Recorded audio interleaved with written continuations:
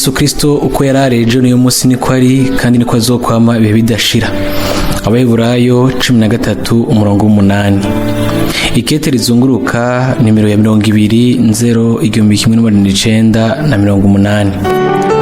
Ndabaramutsa mwese bivuye ku mutima mu izina ry'Umwami Yesu Kristo n'iri jambo ryo muri Zaburi 106:4-5.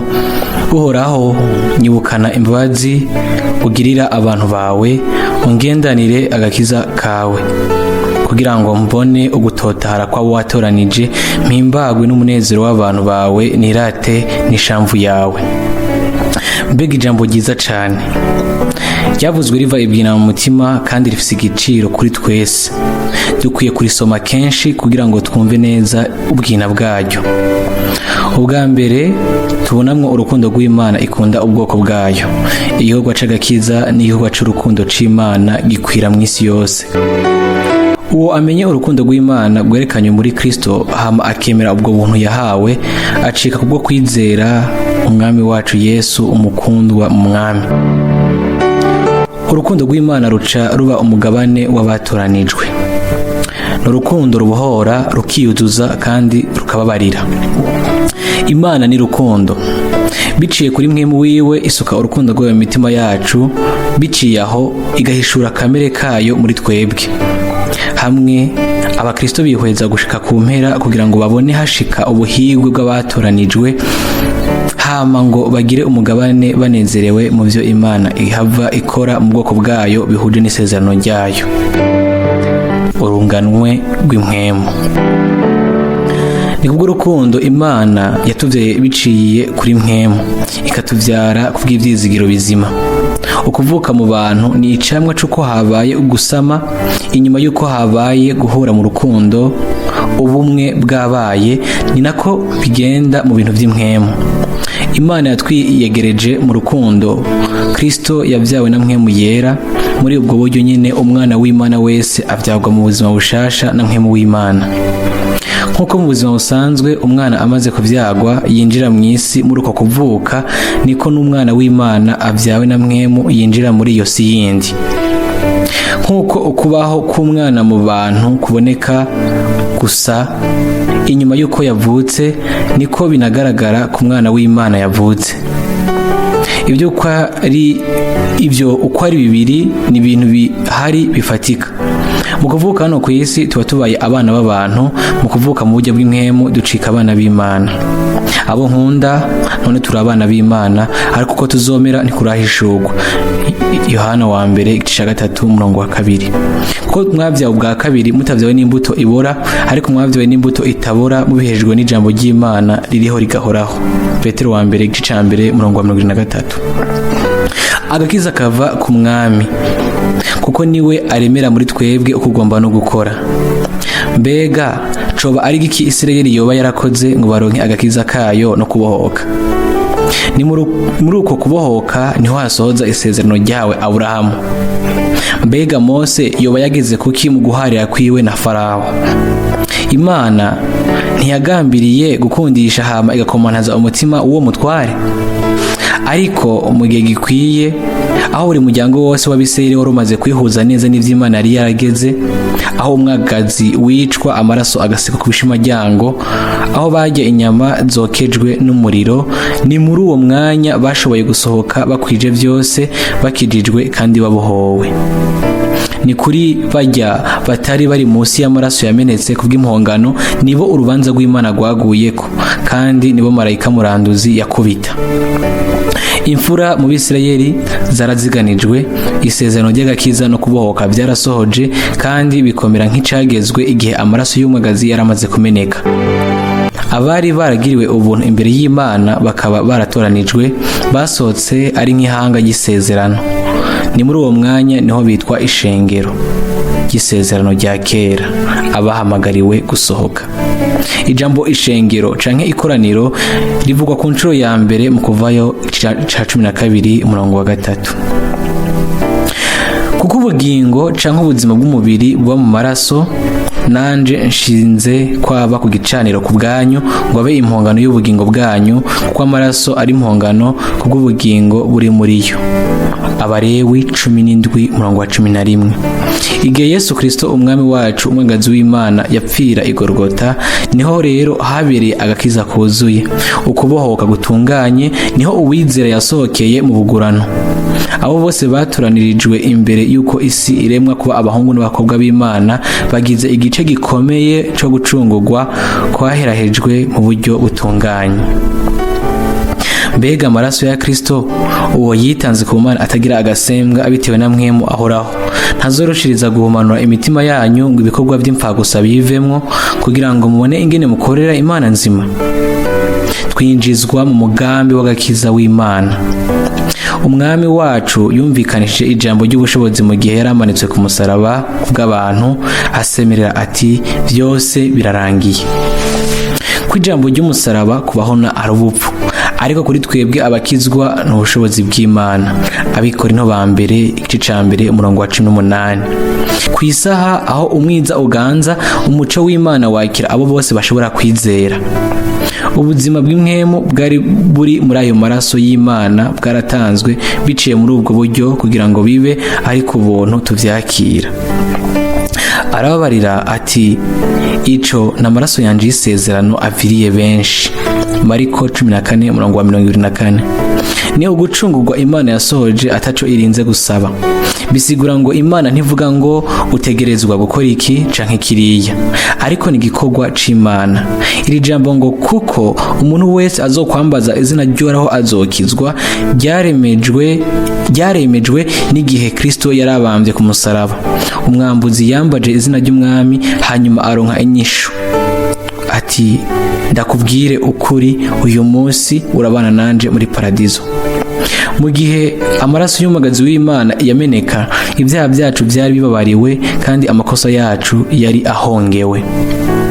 Muri uwo niho dufise ugucungurwa, niko guharirwa ibyaha byacu. Abikolosayi ca mbere umurongo wa 14. Abo yamenye mbere yaranabahamagaye nkuko yabigabiye. Abaroma 8:30. Imana nta na kimwe ikora c'igice, ibyo ikora byose biba bitunganye. Mu maso yayo ishengero ryaramaze gushika gutungana kwayo. None rero ko twatsindanishijwe no kwizera, dufise amahoro ku Mana kubw'umwami wacu Yesu Kristo. Abaroma 5 umurongo wa 1. Umuvumo be n'umugisha. Mose yashize imbere y'ubwoko bw'Abisirayeli umugisha be n'umuvumo. Umuvumo ukurikira ukutumvira, mu gihe umugisha uza kuri uyo yumvira. Uguhitamwo hagati y'ubugingo n'urupfu byashizwe imbere y'abavyeyi bacu b'ubwa mbere. Imbere yuko umugisha w'Imana uza kuri twe biciye kuri Kristo, umuvumo wategerezwa kubanza kutuvanwako. Ni kubw'urupfu ku musaraba niho umuvumo twawukuriweko. Kuko handitswe ngo kuko umanitswe ku giti ariko umuvumo w'Imana. Gusubira mu byagezwe 21:23. Kristo yaducunguye umuvumo w'ibyagezwe, yacitse ikivume ku bwacu. Kuko handitswe ngo azovumwe umuntu wese amanitswe ku giti. Ubuntu bw'Imana butsinda ku rubanza, kuko uwatanze ibyagezwe kandi akaba umucamanza ni nawe yabaye umukiza. Yishize ko urubanza yari yaraciye kugira ngo asohoze ugucungurwa kw'ibihe bidashira. Abaheburayo 9:12. Kubw'ubuntu bwiwe yahagije ibyo yasaba byose, kuko byari bihuje no kugoroka kwiwe kuva ku Mana. Inyuma ya rya joro riteye ubwoba yahemukiwemwo, agatangwa mu maboko y'abanyabyaha, akaba mu kwiheba akikijwe n'umwijima mwinshi, hanyuma ahonje no kubabare bw'urupfu. Ubuzima bwo kuzuka bwaraje mu buryo bushasha. Haleluya. Umunsi w'ubwiza wo kuzuka watanguye guseruka. Guhera kuri uwo mugoroba n'ico gitondo haza umunsi mushasha, umunsi w'agakiza. Guhera mu gihe ciremwa habaho umugoroba hamwe n'igitondo, uko biri hamwe byose bigatanga umunsi. Imigisha n'ibigeragezo. Imbere yuko hashika imigisha ihambaye, dushobora gushigwa mu bigeragezo bikomeye. Haravugwa ku mwami wacu ngo mwemu acamushorera mu bugaragwa amara y'imisi 40 ageragezwa na Satani. kandi yaba hamwe n'ibikoko abamarayika bakamukorera. Mariko 1:12 na 13. Abantu b'Imana bakomeye bategereje guca mu bwina butokwiyumvirwa, ivyo bikaba imbere yuko baduga hejuru mu byicaro bagenewe. Turabwirwa yuko Yobu yari yarahezagiwe cyane n'Imana, ivyo byose byari bikingiye. Yari umugabo yubaha Imana kandi akayitinya, yanka ikibi cose. Umunsi umwe Imana iha uburenganzira Satani bwo kumukubita. Ubwo nyene byihuse ibyo yaratunze byose bigwa hasi birasamburwa, umuryango, ubutunzi byose byononywe na Satani. Uwo mugabo Imana yiyumvira ko imbere yiwe abakiri bato n'abashaje bunamira ku mugaragaro, yisanga asigaye yicaye mu munyota, akubititse kandi asuzugurwa n'abantu bose. Abantu bose bamutera umugongo, n'abagenzi biwe abo by'ukuri batari bo bongereza umubabaro yari afise. Ariko we yarasemerera ati, ariko jeho ubwanje nzi yuko umucunguzi wanje ariho. Mu bihe byose abakozi b'Imana bose bahorana ico gishinga nahe nyene. Bihanganye tubita abahigwe. Mwarumvise ukwihangana kwa Yobu, mwabonye ibyo Umwami Imana yaherutse kumugirira, ingene yuzuye imbabazi no kugira ikigongwe. Yakobo 5:11. Si mu ntango ariko ni kwiherezo niho tuzokwambikirwa igitsibo. Amerekezo no kugamburuka. Samweli nk'umuhanuzi akiri muto abwira ubutumwa bwiwe bwa mbere Eli hamwe n'inzu yiwe. Ahambarira abahungu ba Eli ku mpamvu zumvikana kandi amenyesha urubanza rw'Imana. Mu nyuma igihe ciwe nawe kirashika, ibisa n'ivyo nawe bimubako. Umubaro mwinshi umuza ko nyene kubera abahungu biwe ko yamara abo bahungu biwe ntibari n'ingeso nk'iziwe, ariko bakebereje gukurikira inyungu mbi, bakajya ingurire bakagoreka imanza. Samweli wa mbere 18:3. Kuva hivyo vyahereye nivyo vyahaye abakuru b'Abisirayeli akaryo ko kwisabira binginga ngo himikwe umwami.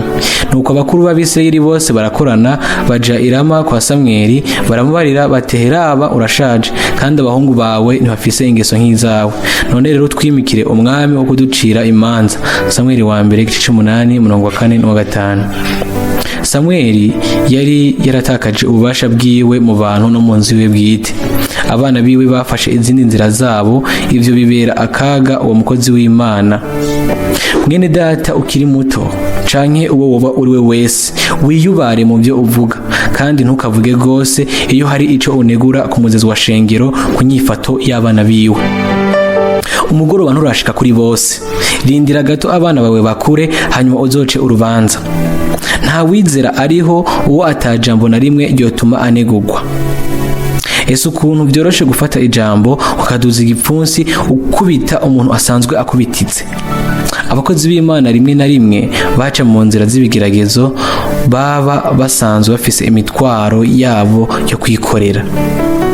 Iyo ijambo ry'Imana rikoreshejwe mu buryo bubereye mu maso y'Imana, rirema iminsi yose ubuzima bw'impwemu bukora. Nico gituma mudakwiye guca urubanza w'ikintu na kimwe igihe cago kitarashika. Nico kuza k'umwami wacu azomurika ivyari vyaranyegejwe mu mwiza, kandi azogaragaza inama zo mu mutima. Abikorino ba mbere 4:5. Dawidi, umuntu ahuje n'umutima w'Imana, uwo yari yararobanuje amavuta aba umwami kandi ashigwaho nk'uko Imana yari yabigombye. Nawe yaguye mu bibazo bikomeye, ategerezwa guhunga, aravumwa kandi ategwa amabuye, kandi naho vyagenze uko umwami yari kumwe nawe. Mu gihe ariko aca mu gasuzuguro kimbitse cyane, uyundi yariko atangaza ko ari umwami mu majwi y'inzamba.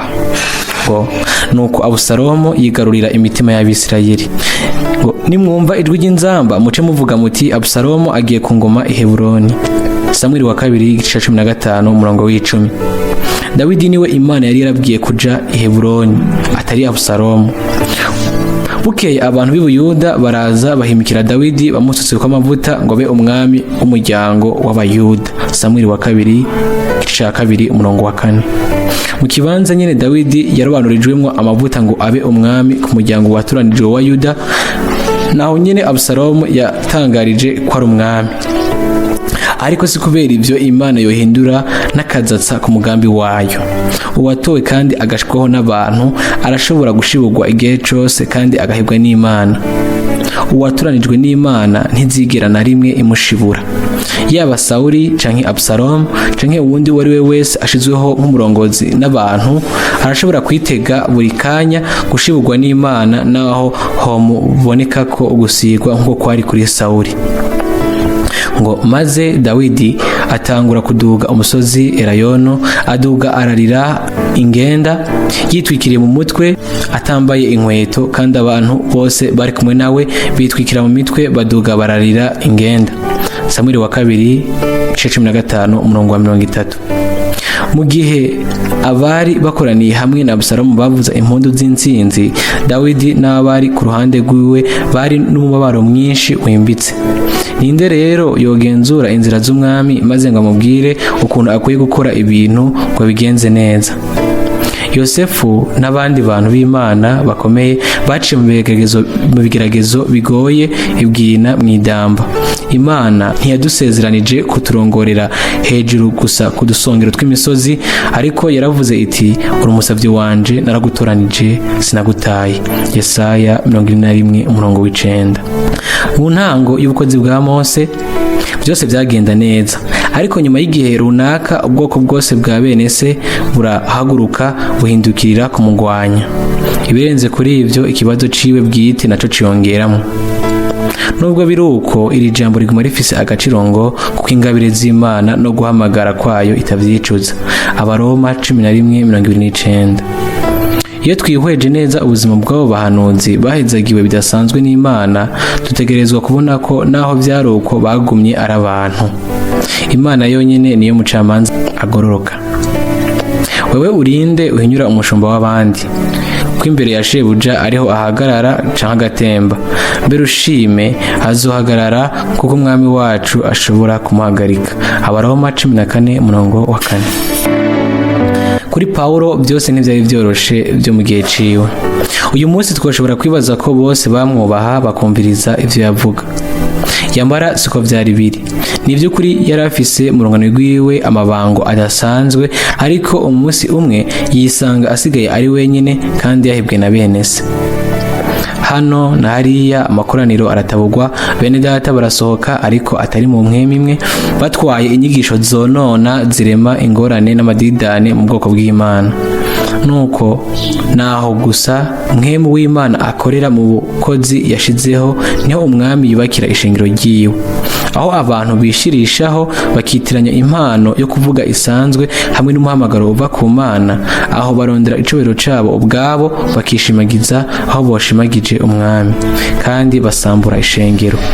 Intumwa Paulo yaravuga ati, sinzotinyuka kuvuga ikintu na kimwe atari cyo nakoreshejwe na Kristo. Abaroma 15:18. We ntavuga ngo mwami mwami, sinakoze ibi n'ibi mu izina ryawe. Ivyo abaye byose abishira ku Mana. Abo bakoresha izina ry'umwami biyumvira ko byabo gusa, bashaka gukora ikintu runaka ku bwabo, ntibashobora gufatanywa n'umubiri w'umwami. Iyo dusomye ibyo intumwa Paulo yanditse, bisa naho rimwe na rimwe yasa n'uriko arisigura. Nuko ivyo yacamwo muri bene se no mw'ishengero byari biteye ukuntu, bikamuhatira kugaragaza ukwiregura kwiwe. Yarazi ivyo ajejwe imbere y'Imana, arico catuma atihanganira ugukwiragizwa kw'ikinyoma atakigwanije. Kubiraba ubukozi bwiwe co kimwe n'ubukozi bwose bw'umukozi by'ukuri w'Imana, n'iri jambo rivise agaciro. Ati, namanye imigabo yo kuvuga ubutumwa bwiza, aho izina rya Kristo ritari bwamenyekane, ko sinubake kw'itanguriro ryubatswe n'uwundi. Abaroma 15:20. Mu gisagara cose habayo ishengero rimwe gusa, kandi niryo ivyete vy'intumwa vyandikirwa. Ikimenyetso c'ukuri c'ubutumwa bwiza bw'intumwa kiri mu guhuriza hamwe ibikorwa. Ata kintu na kimwe gikorwa kubera umuntu yibaza ko abizi neza canke kubw'impwemu y'ibihari, kandi mu gisagara canke ahandi hantu hasanzwe hari ikoraniro, ntawoza ngo atanguze irindi. Imana ni Imana y'ijambo ryayo. Umwami abe ari we yiyubakira neza ishengero ryiwe, aryunge kandi aritunganye mu guherahereza kwayo. Arazi abiwe, azobarongorera mu nzira nziza kandi azobazigama. Inzitizi ikomeye cyane kuri umwe wese ni iminsi yose kajewe bwanje. Umuntu wese ashobora gupfa kuri we ubwiwe buri munsi. Amerekezo mu buryo bw'impwemu. Ishengero rikeneye ubu amerekezo aboneka neza kubw'ibintu bigomba kuza. Nimba dushaka kuja imbere, ntibyoshoboka kuraba inyuma, kubera ko Imana yakoze biciye mu bukozi butigeze kubaho bwa Mwene Data Branham.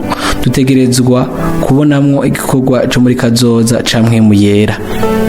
Ubutumwa bw'iherezo ariryo jambo ry'Imana ryahishuwe rya kino gihe harimo byose dutegerezwa kumenya.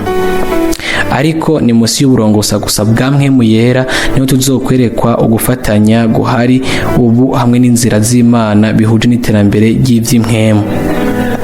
Ni mu buryo busobanutse Yohana yumva umuhamagaro ngo duga uze hano nkwereke ibikwiye kuzobaho hanyuma y'ivyo. Ivyo Yohana igice ca 4:1. Umuhamagaro uva ku Mana ntuva mu manuko canke mu buraruko, ariko uva hejuru, kandi ukadukwegera iyo hejuru. Amen. Ni uyo gusa ashobora gutandukanya hagati y'ijwi ry'umuntu n'ijwi ry'Imana. Niwe ashobora kuronka uguhishurirwa ku bwa mpwemu yera ku bintu bitegerezwa gushika, kandi azomenya uko atondeka ibiharubu. Haranditswe ngo ariko uwo mwemu wo kuri niyaza azobarongora ni mu bwinshi abashitse kuri kose, kuko atazovuga ibyo yigeneye, ariko azovuga byose ibyo azokumva byose ari byo azovuga, kandi azobamenyesha ibigira bize. Yohana 16:13. Nubwo mu byesho Yohana 2:3 ubutumwa bwabwirwa umumarayika wa buri shengero, kwerezo ry'ubutumwa bwose burungikwa havugwa ngo uri n'ugutwi niyumve ico mwemu abwira amashengero. Turashobora kuvuga umumarayika ntumwa ijoro n'umurango tutigeze dutahura ibyo mwemu abwira amashengero. Hari itandukaniro hagati yo gutahura mu buryo bw'ubwenge bw'umuntu inyuguti no gutahura muri rusange ubutumwa bwabaye ubuzima ku bwacu biciye kuri mwemu.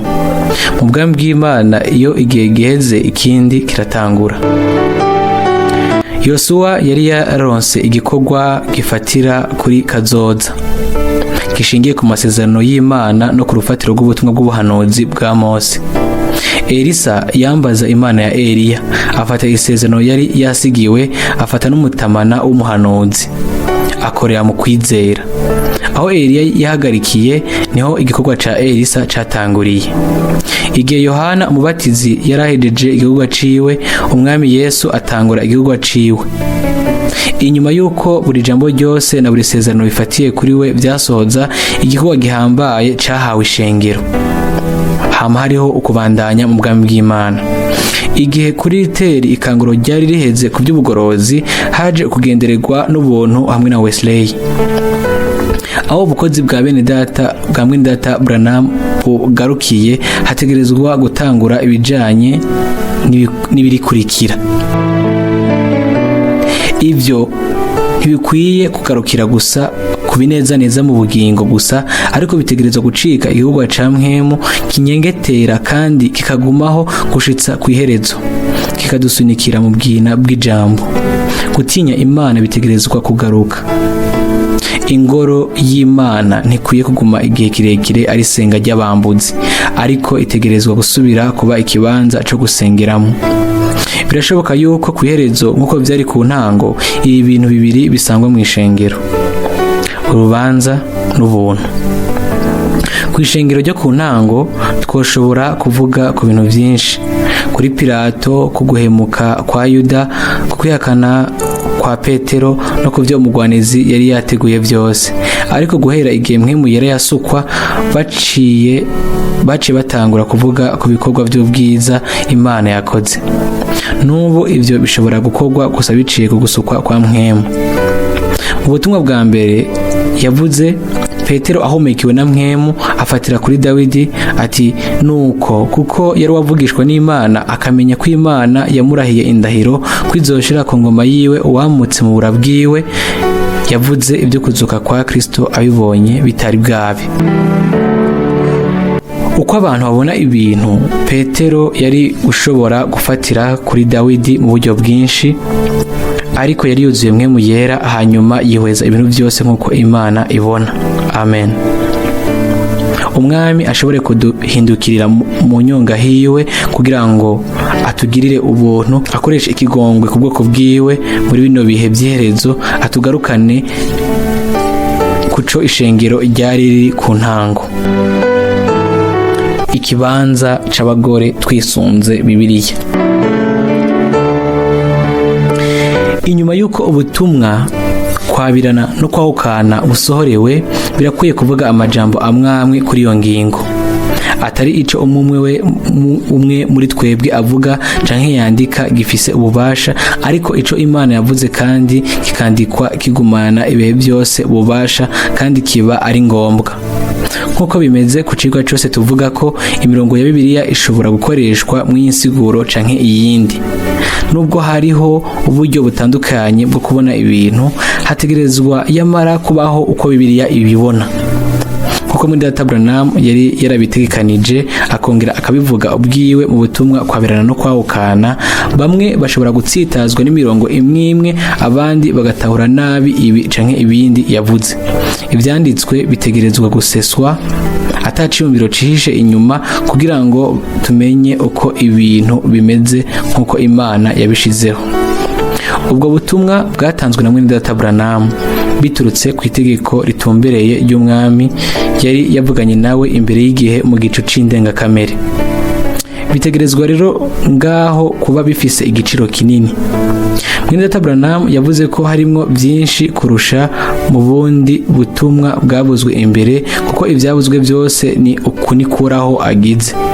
Hano ntibijanye na ukuniko Mwene Data Ewald avuze canke ukuniko Mwene Data canke mushiki wacu kanaka avuze, ariko ni uku nikuraho avuze kubw'ijambo ryiwe na Mwemu wiwe. Ntihagire umuntu yibaza yuko guhishurirwa ari uburyo bwemezwa bw'ingene umuntu abona ibintu guhera kera.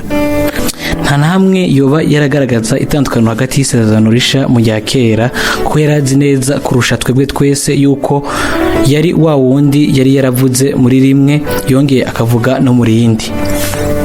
Ninde rero yo kubahuka guhaguruka agafata ukunikoraho avuze yo mu isezerano rya kera akayigonganisha na ukunikoraho agize yo mu isezerano rishasha? Imana ntishobora guhushanya mu byivuze canke ngo yikosore. Iyaba yiyumvira mu buryo butandukanye n'ubwo yiyumvira heze imyaka 2000, 4 canke 6, ntiyoba ikiri iyidahinduka, ubudahindagurika. Ijambo ryose ry'Imana ni ukuniko umwami avuze, ivyanditswe ntibishobora gukugwaho.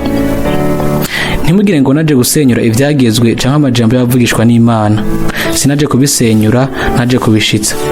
Ndababwira ukuri, gushitsa aho ijuru n'isi bizoviraho, nta kanyuguti na kamwe canke n'akazatsa bizovaho ku vyagezwe, gushitsa aho byose bizoheraherezwa.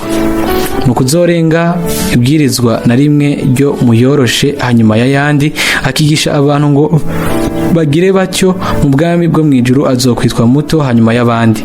Ariko yitondera akayigisha, uyo we azokwitwa mukuru mu bwami bwo mwijuru. Mateyo 5:17-19. Mu gice ca kabiri c'ubwo butumwa, Mwene Data Ewald avuga ivyariho ku ntango agafatira mu itanguriro 1:27. Igihe Imana yarema umuntu mu ishusho yayo, ari hamwe ari umwe. Mu mubiri w'imwemu, umugabo n'umugore bari ikintu kimwe. Ni gusa mu itanguriro ca 2:7 naho Imana yarema umuntu mu mukungugu wo mwivu. Ariko nubwo yarakiri wenyene. Inyuma yuko Adamu yaramaze guha amazina ibikorwa byose, hanyuma ntasangimwe umufasha yoba asa nawe, Imana iramusinziriza mu itiro rikomeye, imukuramwo mu mubiri wiwe Eva. Igihe cose umuntu yarakiri mu mubiri w'imwemu ntiyashobora kugeragezwa. n'igihe gusa yazanwa mu mubiri w'inyama niho yaje kugwira. Ni muri ubwo buryo icaha, ingwara n'urupfu byageze ku bantu bose. Arico catumye Imana iva mu mubiri w'impwemu ikaza mu mubiri nk'uwacu w'inyama kugira ngo itubohore mu mero yo kugwa iyo twari turimo. Kuko Adamu ari we yabanje kuremwa hanyuma Eva, kandi Adamu si we yahenzwe ariko umugore ni we yahenzwe agwa mu bicumuro. Timoteyo wa mbere igice cya 2:13 na 14. Si Adamu ariko ni Eva yahenzwe n'inzoka. Adamu yari mu biremwa by'inkomoko, Eva yaremwe mu nyuma. Inyuma yo kugwa inzoka niyo yavumwe, ntabwo ari Eva canke Adamu. Uhoraho abarira iyo nzoka ati kuko zivyo ubaye ikivume. Itanguriro cya 3:14. Uko bigaragara inzoka yagenda ihagaze mu ntango. Bitabaye ivyo iri jambo ry'Imana ngo uzohora ukweginda hasi ntiryo rifise insiguro n'imwe. Mwico gice nyene tubwirwa ikiganiro cabaye hagati ya Eva n'inzoka. Kandi abarira uwo mugore ati nzogwiza gose umubabaro wawe ufise inda, nzokwama uvyara abana ubabara. Itanguriro 3:16. Ico kintu gishizweho uko ibihe byose muri uwo mwanya, guhera ku kuvyara kwa mbere ugashitsa ku kwa nyuma. Uko niko Imana yabishinze.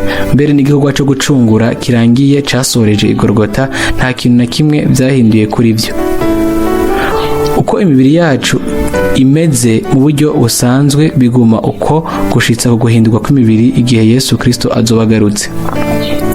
Abarira Adamu nawe ati ko wumviye umugore wawe ukajya ku giti nari narakubujije ntuze ukijyeko, uzaniye ivu umuvumo. Itanguriro 3:17. Umwami Imana ntiyafashe bose mu buryo bumwe, umwe wese yaronka ijambo bakwiranye. Inyuma y'ivyo Eva yahise ashigwa ubwo nyene munsi yo kuganzwa n'umugabo. Igihe umwami yamubwira ati azohora akuganza, no kuri ivyo Golgota nta kintu na kimwe yabihinduyeko. Umugore wese yikuye mu kuganzwa n'umugabo aba yishize mu kuganzwa n'umwansi. Bagore mugamburukire abagabo banyu nk'uko mugamburukira umwami wacu muri vyose. Abanyefeso 5:22-24. Ivyo nivyo vyanditse. Mu buryo nyene umugore ahura n'umugabo niko ahura n'umwami. Igihagararo c'umugore dufatiye ku mugabo wiwe binavugwa ku gihagararo ciwe bifatiye ku mwami. Kuko umugabo ari we mutwe w'umugore wiwe nk'uko Kristo nawe ari umutwe w'ishengero. Abanyefeso 5:22-24. Ushaka kuguma imbere y'Imana, yaba ari umugabo yaba ari umugore, ategerezwa kugamburukira ivy'Imana yashinze. Ariko ndagomba ko mumenya ko umutwe w'umugabo wese ari Kristo, kandi ko umutwe w'umugore ari umugabo, kandi ko umutwe wa Kristo ari Imana. Abikorino ba mbere 11:3. Iyo umugore avuze ko agamburukira Imana, ivyo bisigura yuko yafashe ikibanza cyo kuganzwa nk'uko bihuje n'ijambo ry'Imana. Mbere no mu gihe c'ishengero ry'ubwa mbere, Paulo yabwira ishengero ngo ribone yuko ataco dufise cyo kuraba canke cyo kumva ku bijanye no kunganisha uburenganzira. Mbega Imana yoba yashatse kudushira imbere y'amaso ico cigwa irindi rimwe biciye ku ntumwa ya nyuma mu zindi? W'ikorino ba mbere 11:5 hari ibyo twerekwa by'ingirakamaro cyane. Ariko umugore wese iyo asenga cyangwa avugishwa n'Imana adatwikiriye umutwe aba awuteye isoni, kuko ari bimwe rwose no kumobwa. Icitwikirizo bisigura ukwitwikira. Ntivyategetswe abagore bose mu buryo bwose, ariko ni neza neza abagore bagira umugabane mu gihugu c'Imana mu masengesho hamwe no mu byo kuvugishwa. Ivyo biraboneka neza. Iyo abagore bareka imishatsi yabo ikagoma igurukaguruka, vyari bihagije yuko iyo baba bariko barasenga canke bavugishwa n'Imana bunamika imitwe bikwiye, niho imishatsi yabo miremire yababera icitwikirizo. Nico gituma umugore akwiye kwambara mu mutwe ikimenyetso cyo kugabwa kubw'abamarayika. Bikorinto ba mbere 11:10. Imbere y'abamarayika arizo ntumwa z'Imana, iryo tegeko ryategerezwa gushirwa mu ngiro mu ishengero. Ivyo vyafatwa nk'ikimenyetso c'ubutware ubwo umugore agamburukira. Rimwe rimwe utuntu duto duto tuba twerekeza ku ciyumviro gihambaye. Umugore yige atekereje agamburuka gose, ariko sinkundira umugore ko yigisha canke kuganza umugabo ariko atekereze. Timoteyo wa mbere 2:11-12. Nico Imana isaba kandi tudashobora kwikuramo. Imana ihagarara ku ruhande rwabo yageneye ubukozi mu kuba mu nshingano zo mu buryo bw'imwemu yahawe, bihuje n'umuhamagaro w'Imana yaronse no kubwo gusigwa. Umuntu w'Imana ashikira amategeko yose yashizweho n'Imana. Uzubone umuherezi nk'uwera kuko ari we ampereza imfungurwa. Jewe Imana yanyu azababere uwera kuko jewe uhoraho mbeza nduwera. Abalewi 21:8. Ni ivy'ingirakamaro cane yuko tugumana ukubaha abo bantu bakora ubukozi. Bene data nka Paulo na Branham bahaye agaciro gakomeye mu kwigisha ikibanza umugore akwiye gufata. Ahantu Imana ivuze nabo co kimwe natwe twese bakwiye gucereza. Aho naho abagore bazana ijambo, Imana niyo ica icereza. Abagore bacereze mu ishengero nk'uko batemererwa kuvuga, ariko baganzwe nk'uko ivyagezwe navyo bivuga. Abikorinto ba mbere 14:34. Aha intumwa ifatiye ku vyagezwe kandi ivuga ikomeje yuko batemererwa kuvuga. Turashobora kenshi kuba twosamburwa n'amajambo gusumba kuba twubakwa n'ubutumwa. Umugore ashobora kuba afise imigabo myiza igihe abariko aravuga ibiraba ishengero, ariko Imana ifise imigambi myiza cane irushirije, nico gituma imutegeka guceceka. Ariko umwami wacu umugore agenda ku mugabo niko n'umugabo agenda ku mugore. Abikorinto ba mbere 11:11. Igihagararo c'umwana w'Imana kimeze kumwe kuri bose, kiza biciye ku gucungurwa bibonekwa muri Kristo Yesu. Imana yatugize abahungu n'abakobwa, ariko ibice dukoreramwo biratandukanye. Abagore benshi barakoreye umwami n'uyu munsi baramukorera, ariko neza neza mu kibanza cabo. Ubuzima bwite. Turagomba kuraba twihuse ubuzima bw'abakozi bamwe bamwe b'Imana. Turaza kubona rero ko naho habera imyimenyerezo ikomeye bagumye ari abantu. Ibibaza ko by'ubuzima bwa misi yose byabashikira nk'uko byashikira abandi bantu. Turaza kuraba imigendanire y'abagabo n'abagore twisunze Bibiliya. Abantu bafashwe n'imwemu y'iki kinjana hamwe n'agateka kanganisha abagore n'abagabo bazozungwagiza umutwe nibumva ivyo ijambo ry'Imana ritangaza. Yaba Paulo yaba Branham, abahanuzi canke intumwa bose bavuga rumwe barongowe na mwemu yera. Usoma icete c'Abaroma canke icete c'Abaheburayo azobona neza ingene bisunga isezerano rya kera. Ijambo ry'Imana ntirihindagurika bivanye n'ihinduka ry'ibihe. Abakozi b'Imana ntibakenera gukina politike y'idini mw'ishengero. Ntabakora amajambo yo kwiyamamaza, ntibarondera kwiyerekana neza imbere y'abagabo canke y'abagore. Bari bahimbaye Imana kandi ivyo vyari bibahagije, baturaze ivyo bahawe n'umwami. Isaha irashitse aho umugabo canke umugore ategerezwa kuja mu kibanza Imana yamuteguriye. Bitaruko ishengero ry'umwami Yesu ntirizoshobora gutunganywa. Ijambo ry'Imana ryose rifise inkomezi kandi ni itegeko kuri buri wese. Mbere n'amategeko y'ibihugu yo mu kinjana ca 20 ntashobora gutitura ijambo ry'Imana. Isi n'ijuru bizokurwaho, ariko ijambo ry'Imana rizokamayo bidashira. Umugabo ntiyakuwe mu mugore, ariko umugore yakuwe mu mugabo, kandi umugabo ntiyaremewe kubw'umugore, ariko umugore yaremwe kubw'umugabo.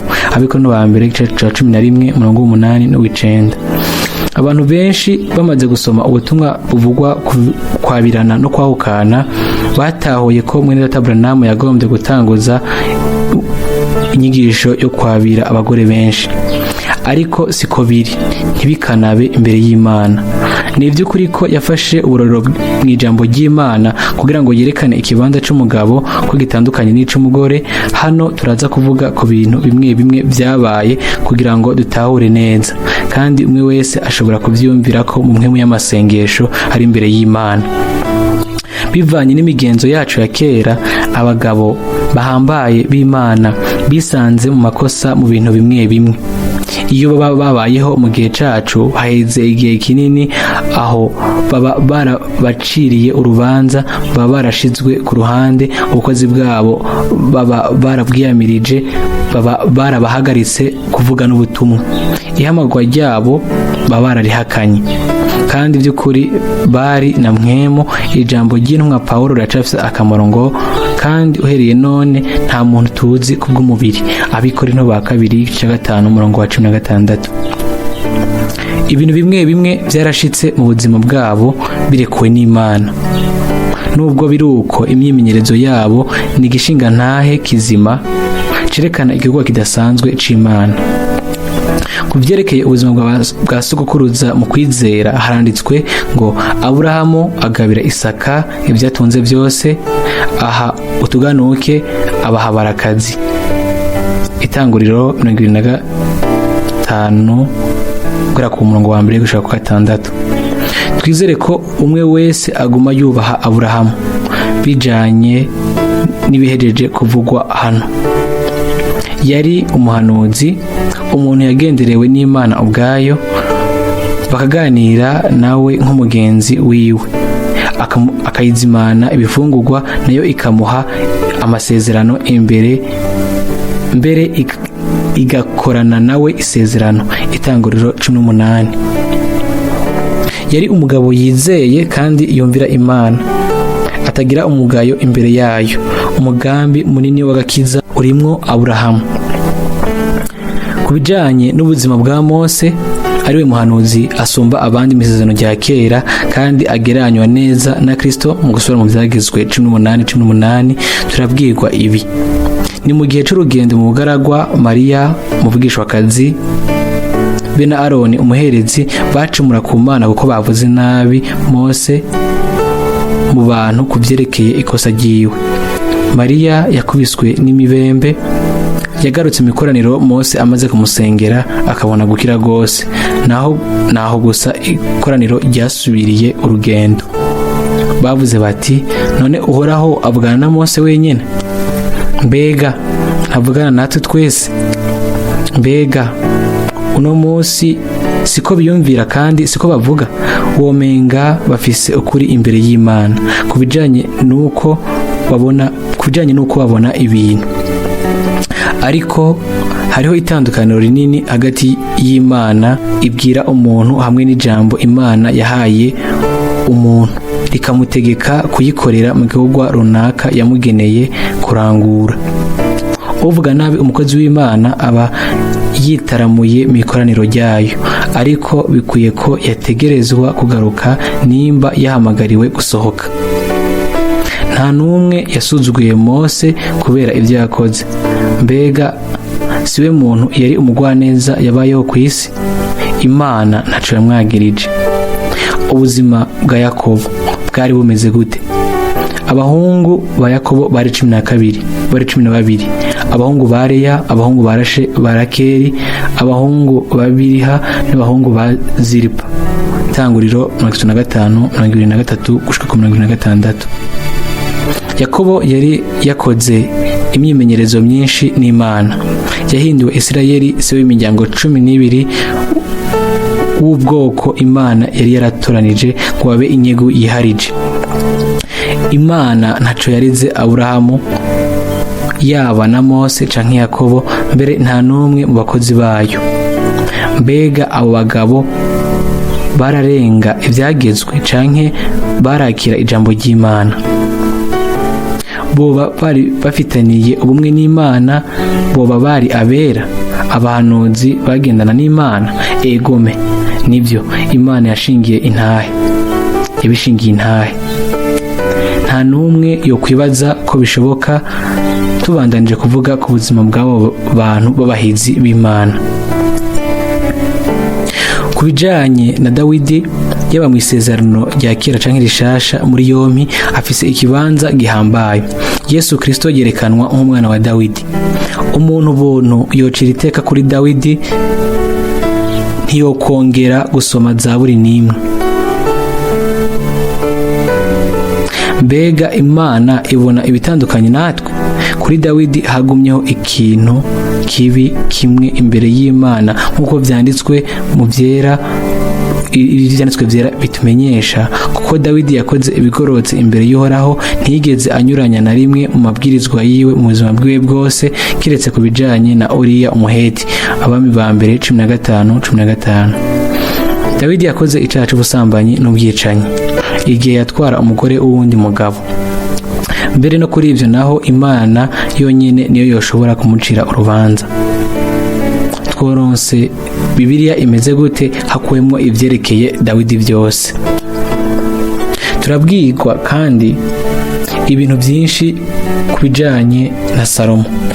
Ikigaragara gusa nuko Imana yamwishuriye ko yubatse urusengero nk'uko amasezerano yahaye Dawidi, kandi ko yatanze imbere y'umwami isengesho ryo gushikana urwo rusengero.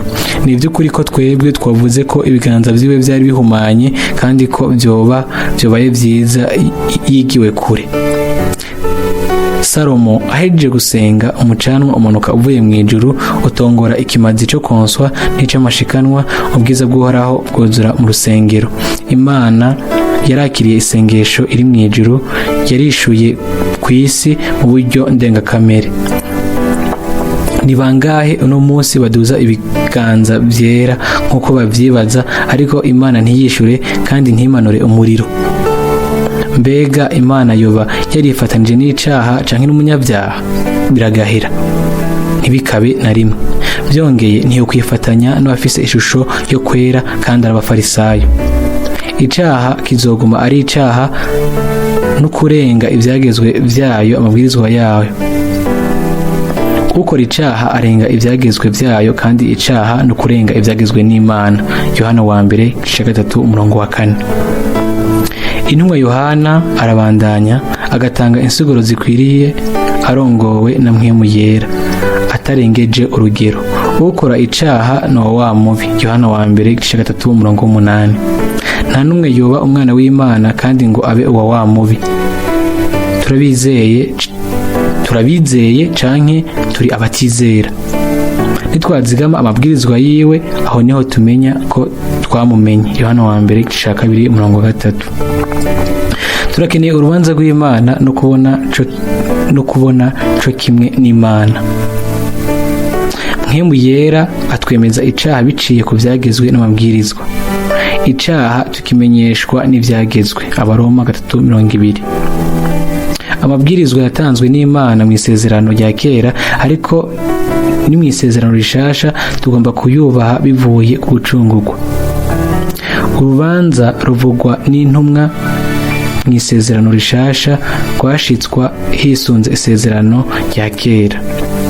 Nuko rero Paulo mu Bikorinto ba mbere 5 yaciriye urubanza rw'uwari yabiriye mukase, amuhereza Satani, kuko handitswe ngo ntuzorabe ubwambure bw'umugore wa so, ni ubwambure bwa so. Abalewi 18:80. Muri Abikorinto ba kabiri 5:7 wumvirije neza, yahisemo kugira imbabazi no guharira uwo mugabo kuko yihanye. Nubwo havugwa ko Yohana Umubatizi atarazi gusoma no kwandika, yarazi neza ijambo ry'Imana, kuko yabwiye Herode ati, ntiwemerewe kwabira umugore wa mwene wanyu. Mariko 6:18. Urubanza rwiwe rwisunga ijambo ryo mu Balewi 18:16 ngo ntuzorabe ubwambure bw'umugore wa mwene wanyu n'ubwambure bwa mwene wanyu. Umuntu wese arongowe by'ukuri na Mwemu w'Imana akoresheje imvugo ya Bibiliya ategerezwa kwisunga ijambo ry'Imana mu byo atangaza. Hano nta kibanza cy'ivy'umuntu, ivyo bizana ubwijiji gusa. Tugarutse ku bijanye n'ubusambanyi, turareka ngaho ijambo ry'Imana rikivugira ngo ntugasambane, ntukifuze umugore wa mugenzi wawe. Kuvayo 20:14 na 17. Umugabo niyasambana n'umugore yubatse, niyasambana n'umugore wa mugenzi we, uwo mugore n'uwo mugabo bazibahanishwe igihano cyo gupfa. Abalewi 20:10. Ariko jewe ndababwira yuko wirukanye umugore wiwe kiretse amuhoye ubusambanyi aba amusutse mu busambanyi, kandi umuntu wese yabira umugore yahukanye aba akoze ubusambanyi. Mateyo 5:32. Umuntu wese araba umugore kugira ngo amwifuze aba yamaze gusambana nawe umutima. Mateyo 5:28. Dutegerezwa kubona ibintu byose nk'uko Imana ibibona, tukavuga nk'uko yavuze. Aho nyene niho tuzoshobora gutahura amajambo ya Mose, ya Paulo canke ya Abrahamu. Ico cigwa ntitwokivuga ko imirenza ko canke ngo tugice ku ruhande nkana. Harimwo byinshi gusumba uko tuvyumvira. Mbega Imana ntiyamye ikoresha abakozi bayo n'abahanuzi bayo kugira ngo ihishure imigambi yayo? Igihe umwami yadugana na Mwene Data Abraham ku musozi, suko yagomba kumubwira ngo atuzanire ivyo twari dusanzwe tuzi kuva kera. Umwami Yesu yisunga ku ntango igihe yavuga ati, ni kubwo gukumanira kw'imitima yanyu Mose yabemereye kwirukana abagore banyu. Ku ntango siko byari bimeze. Mateyo 19:8. Imana ntiyashaka kwahukana, kuko ico yafatanije nta muntu ashobora kugitandukanya. Ni kubwo gukomanira k'umutima w'umuntu nivyo vyatumye avyemererwa. Mu isezerano rishasha urukundo rw'Imana rutwikira vyose, mbere n'ivyaha vyinshi. Mu gusubira mu Vyagezwe 22 turabona ko abagore bashirwa mu migwi itatu: abubatse, umurongo wa 22, abarehejwe, umurongo wa 23 gushika kwa 27, n'inkumi batarubaka ingo zabo, umurongo wa 28 na 29. Ikintu gitangaje, nta hantu na hamwe canke igihe na kimwe tubona abagabo bashirwa muri ubwo buryo butatu. Abagabo bonyene barashobora gutanga ikete ryo kwahukana bakarihereza umugore, ariko nta na rimwe umugore yashobora guha ikete umugabo ryo kwahukana. Nta mugore n'umwe yashobora kwabirwa ubwa kabiri. Kuvayo 21:10 no gusubira mu Vyagezwe 21:15. Ivyo byaraba abagabo gusa. Isezerano rishasha biboneka nk'ari uruhande rumwe, kuko ivyagezwe bihambirira umugore ku mugabo wiwe akiriho. Abaroma 7:2. Kubera iki bitanditswe nk'uko ku mugabo? Hoba hari ico Imana yibagiye? Umugore ahambirwa ku mugabo wiwe akiriho, ariko iyo umugabo apfuye nta kimubuza gucurwa n'uwagomba. Naho nyene ntihavuzwe umugabo. Guhera ku ntango gushitsa ku mpera, ijambo ry'Imana rikurikira umurongo uhoraho. Uhoraho abwira Mose, aravuga ati, bwira abana b'Abisirayeli wabwire uti, umugore niyahemukira umugabo wiwe. Guharura 5:11-11. Dusome neza twitonze kino gice. Wo kwibaza kubera iki umugore be n'umugabo bataronka uburenganzira bumwe imbere y'abaherezi n'ikoraniro. Haranditswe ngo umugabo azoba atagira agasembwa, ariko umugore azokwikorera ibigabitanyo vyiwe. Umurongo wa 31. None twagirize Imana kugabitanya? Bibe kure. Ijambo ryiwe kandi no muri kino cigwa kigoye niryo tara rimurikira ibirenge byacu n'umuco mu nzira yacu. Hahigwa abo ibigabitanyo vyabo bihariwe n'ivyaha bitwikiriye. Hahigwa uwo Uhoraho adaharurako ivyaha. Abaroma 4:7-8. Ugufatwa nk'umuhigwe n'Imana yacu ntivyumvikana, ariko ese ingene nivyumvikana? Ese ingene ari vy'ukuri? Hahigwa umuntu wese yabigizemwo umwimenyerezo mu kubohorwa na Yesu Kristo mu buryo butunganye. Turagomba kuba ababereye uwo muhamagaro uwo bwiza. Kuvyerekeye kwahukana turasoma abamaze kurongorana ndabagera ariko si jewe n'umwami wacu umugore yoye kuvana n'umugabo wiwe ariko aramutse avanye nawe abe igisubira muhira canke yisubize hamwe n'umugabo wiwe kandi umugabo yoye guta umugore wiwe. Abikorino ba mbere 7:10-11. Aho naho nyene umugore wenyene niwe ategerezwa kudasubira kurongorwa. Kuvyerekeye umwe mu barongoranye yoba atizeye havuzwe ibi bikurikira, ariko utizera namba agomba kwahukana niyahukane mwene data w'umugabo canke w'umugore ntahambirwa iyo bimeze bityo. Imana yaduhamagariye kuba mu mahoro. Umurongo wa 15. Kuvyerekeye ukwahukana kuvuye kutizera, umugabo yizera canke umugore yizera aba yidegembya, ntibaba bagihambiriwe ku masezerano yo kwabirana, aba ahejeje gusamburwa. Hariho kandi uburongozi butanzwe muri rusangi kuri abo bose bumva bakeneye kurongora, ariko kubwo kwirinda ubushakanyi umugabo wese agire uwe mugore n'umugore agire uwe mugabo. Abikorino ba mbere 7:2. Imana yiyumviriye kuri byose kandi yaduteguriye byose ivy'umubiri wo kw'isi ukeneye. Hariho abagenewe kurongora n'abatabigenewe. Uko byagenewe uyu n'uwundi biratandukanye. Nagomba ko abantu bose bomera nkanje, ariko umuntu wese afise ingabire yiwe ahawe n'Imana, umwe ukwiwe uwundi ukwiwe. Abikorino ba mbere 7:7.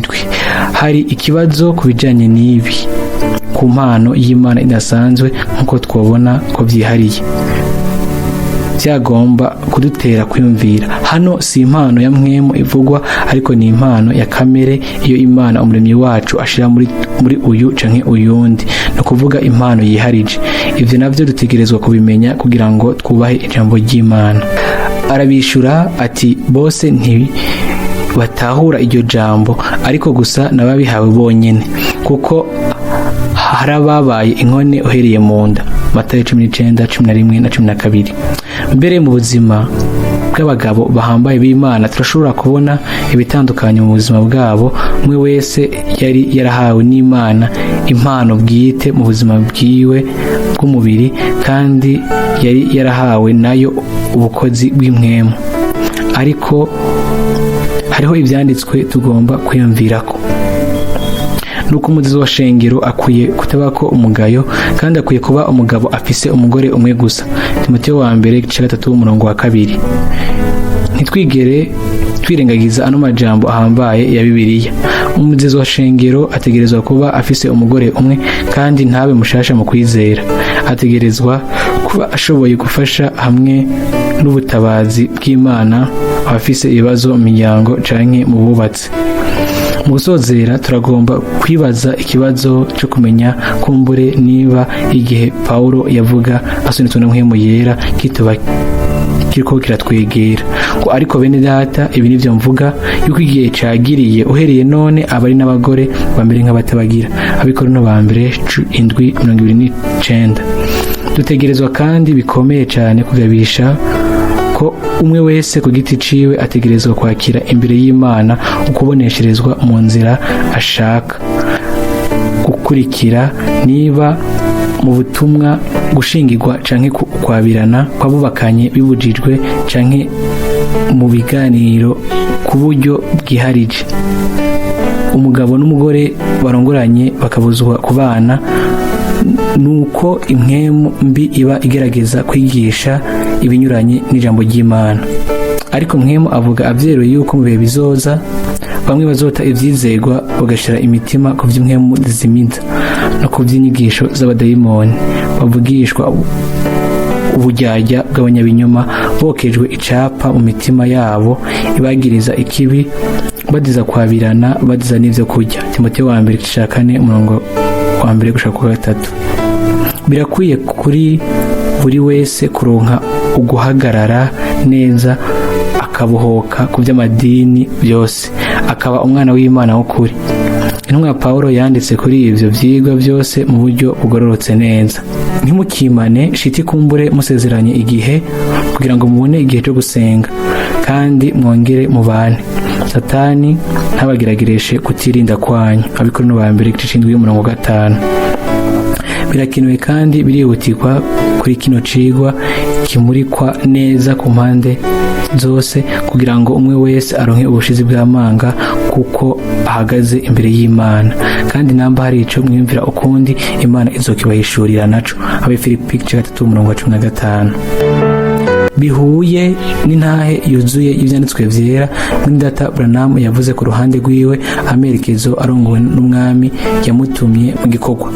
Ivyo yavuze bitegerezwa gufasha gutahura neza kino cigwa. Nzi neza ko Imana ikurikirana intumbero y'umwe wese ku giti ciwe. Ugorotse mu mutima wiwe azotahura vyose neza. Icifuzo canje nuko atanumwe yogoreka imvugo, amajambo yavuzwe canke imirongo ya Bibiliya kubwo guhona kwiwe.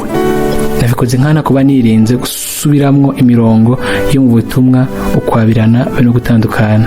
Twese hamwe turarindiriye umunsi ugendererwa n'ubuntu bw'Imana yacu, kandi Imana nyina amahoro iba ariyo ibeza rwose, kandi imwemu yanyu n'ubugingo n'umubiri byose hamwe bizigamwe ngo bize bisangwe bitagira umugayo aho umwami wacu Yesu Kristo azozira.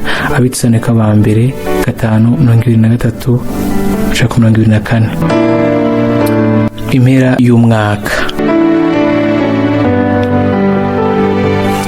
Turashobora gufata ko tubayeho ku mpera y'imyaka ya 70. Mbega ubuntu! Turindiranye igishika ukugaruka kuri hafi cyane ku mwami wacu Yesu Kristo. Ku bijanye n'igihe bene isaha y'ico gihe gikuru tubishira mu biganza vy'Imana.